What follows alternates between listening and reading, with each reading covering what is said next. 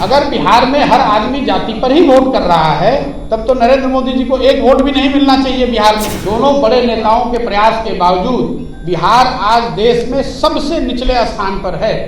ये मेरा नहीं आकलन है, ये भारत सरकार की डेटा है। बिहार में पिछले 3-4 दशकों में जाति की राजनीति सबसे ज्यादा प्रभावी रही है। मुख्य धारा के नतीजे छोटे बड़े दल हैं, सबका अपना एक जातीय वोट बैंक रहा है। हालांकि बिहार में नए राजनीतिक प्रयोग की पहल कर रहे चुनावी रणनीतिकार प्रशांत किशोर का मानना है कि बिहार में सिर्फ जाति की राजनीति नहीं होती। पटना के ज्ञान भवन में पत्रकारों से बात करते हुए प्रशांत किशोर ने कहा कि वह राजनीतिक पार्टी या मंच नहीं बनाएंगे। उन्होंने कहा कि लोगों से मिल रहा हूं, लोग चाहेंगे तो पार्टी बनाऊंगा। उन्होंने कहा कि लोगों की सोच पर अमल करूंगा और 3-4 महीने में संवाद करूंगा। जन स्वराज अभियान की रणनीति पेश करते हुए कहा कि यह एक आम धारणा बन गई है कि बिहार में जाति पर वोट मिलता है, ऐसा नहीं है। उन्होंने दावा किया कि इस समय बिहार में सबसे ज्यादा पीएम नरेंद्र मोदी के नाम पर वोट मिलता है, जबकि पीएम मोदी बिहार की किसी जाति का प्रतिनिधित्व नहीं करते। उन्होंने कहा कि अगर वे राजनीतिक दल बनाते हैं तो उनकी योजना भी सभी समाज को जोड़कर आगे बढ़ने की रहेगी। जैसा पीएम मोदी के लिए बिहार में वोट बैंक है, वे उसी तर्ज पर काम कर सकते हैं। भाई मैंने ये बताया कि जहाँ तक पार्टी बनाने का, मुख्यमंत्री बनना और राज्य को जीतना वो तो एक दलगत और लोकतंत्र में चुनावी प्रक्रिया है। मैंने कहा कि अगर हम लोग पार्टी बनाने की तरफ बढ़ते भी हैं तो वो प्रशांत किशोर की पार्टी नहीं होगी। उसमें जो लोग साथ में आकर पार्टी बना रहे होंगे, एक ईंट उनकी होगी, एक ईंट मेरी भी होगी। मैं ये नहीं कह सकता हूँ कि वो मेरी पार्टी है, मैं उसका चेहरा हूँ, मैं उसका अध्यक्ष हो जाऊँगा और मैं ही उस पार्टी का सर्वे सर्वा हो जाऊँगा।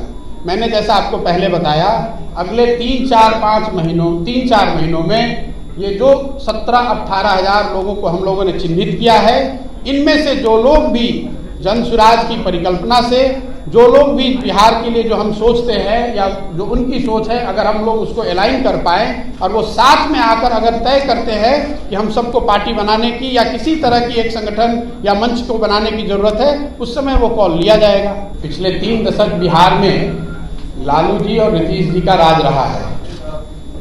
पहले 15 साल लालू जी और फिर अभी 14-15 साल से नीतीश जी बिहार के मुख्यमंत्री हैं।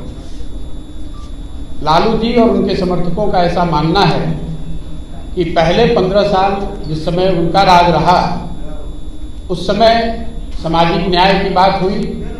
जो समाज में आर्थिक या सामाजिक रूप से पिछड़े लोग थे, उनको उनकी सरकार ने आवाज़ दी।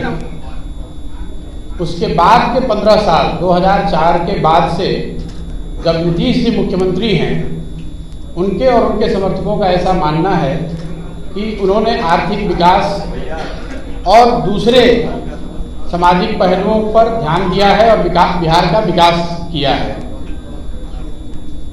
दोनों ही बातों में कुछ सच्चाई तो जरूर है। अगर आप इसको ऑब्जेक्टिवली देखेंगे तो जो लालू जी के रिजीम में हुआ या अभी जो नीतीश जी के रिजीम में हो रहा है, उसमें कुछ सच्चाई जरूर है और जो वो दावा कर रहे हैं। लेकिन जितना उनके दावों में सच्चाई है, उतना इस बात में भी सच्चाई है कि बिहार आज 30 वर्ष के लालू जी और नीतीश जी के राज के बाद देश का सबसे पिछड़ा और देश का सबसे गरीब राज्य है। सो कॉल राजनीतिक विश्लेषक हैं, वो लिख रहे हैं कि बिहार में तो कास्ट रिडन सोसाइटी है और कास्ट पर ही राजनीति होती है, इसलिए कोई भी आदमी यहाँ आकर चुनाव लड़ के जीत नहीं सकता है। पहली बात कि सिरे से ये बात को खारिज करता हूँ। अगर आप डेटा को एनालाइज करेंगे तो अलग अलग समय पर आपको दिखेगा कि जो so called caste ridden society है, उसमें भी लोग जातियों से ऊपर उठकर वोट करते रहे हैं। अगर आप आज की परिस्थिति को ले लें, आप लोग सब विशेषज्ञ हैं, राजनीति को कवर करते हैं, बिहार में सबसे ज़्यादा वोट आज नरेंद्र मोदी जी को है।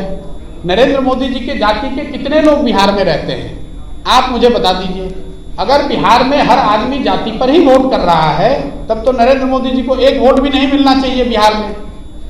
तो ये कैसे मैं मान लूँ कि यहाँ पर सिर्फ जाति के आधार पर ही वोट पड़ता है। दूसरी बात कि अगर आप जातियों को साथ एक बार को बहस के लिए मान भी लें कि जाति के आधार पर ही वोट पड़ता है, तो हर जाति में अच्छे लोग हैं, हर जाति में ऐसे लोग हैं जो कि बेहतरी सोच सकते हैं या बेहतर कर सकते हैं। ये जरूरी नहीं है कि हर जाति के सबसे गलत लोगों को ही आप सामने लेकर चुनाव लड़ें। कोई एक व्यक्ति प्रशांत किशोर तो चुनाव लड़ेंगे नहीं, पार्टी बनाएंगे नहीं।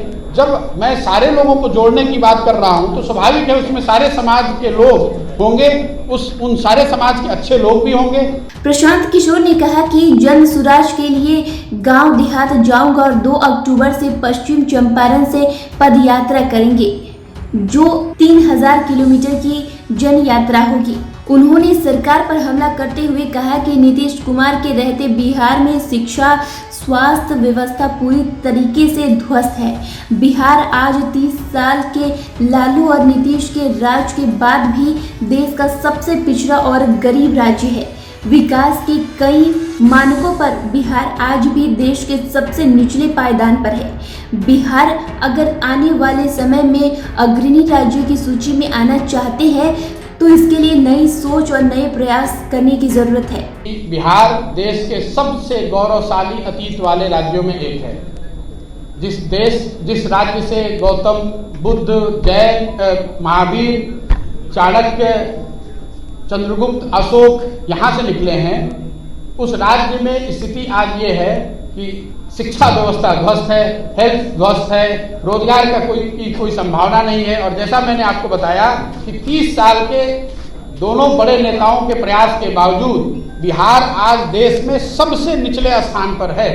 ये मेरा नहीं आकलन है, ये भारत सरकार के डेटा है, भारत सरकार ने ये बताया है। और जिनकी सरकार आज बिहार में है उनकी ही सरकार देश में है।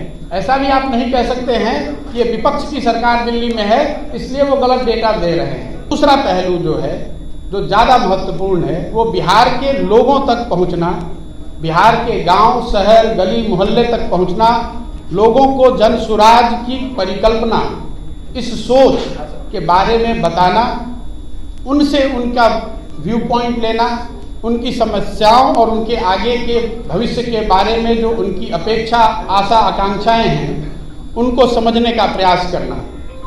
उसके लिए 2 अक्टूबर से मैं स्वयं पश्चिमी चंपारण गांधी आश्रम से 3000 किलोमीटर की पदयात्रा शुरू करूंगा। जब तक बिहार के सारे गांव, शहर, गली मोहल्ले, जो जितने लोगों को व्यक्तिगत तौर पे पहुंचा जा सकता है वो पूरा न कर लिया जाए। हम लोग का अनुमान है कि 3000 किलोमीटर अगर हम जाते हैं तो उसमें ज़्यादातर एरिया हम कवर कर पाएंगे। संभव है कि अब 3100 अंत होते होते 3100 हो जाए, या संभव है कि 2950 हो जाए, लेकिन मोटे तौर पर 8 महीने से 1 साल के बीच में 3000 की व्यक्तिगत पदयात्रा मैं खुद करूँगा।